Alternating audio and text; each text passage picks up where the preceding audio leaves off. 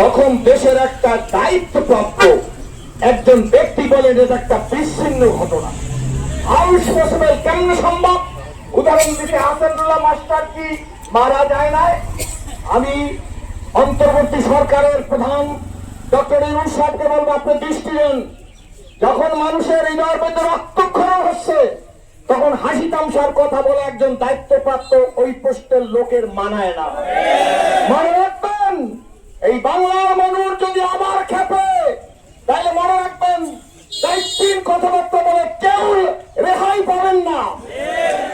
এক হাতি লোকান্তরে লক্ষ হাতি ঘরে ঘরে স্পষ্ট ঘোষণা লঞ্চিত বসির ওসমান হাজি হাতির বিচার বাংলার জমিনের দৃশ্যমান হওয়া না পর্যন্ত আমরা থামবো না, থামবো না, থামবো না। ওসমান হাজির রক্ত বৃথা যেতে দেব না। রাজপথে আসি, রাজপথে থাকবো, সামনে আরো কঠিন কর্মসূচি ঘোষণা হবে যদি দৃশ্যমান বিচার না হয়। আসসালামু আলাইকুম।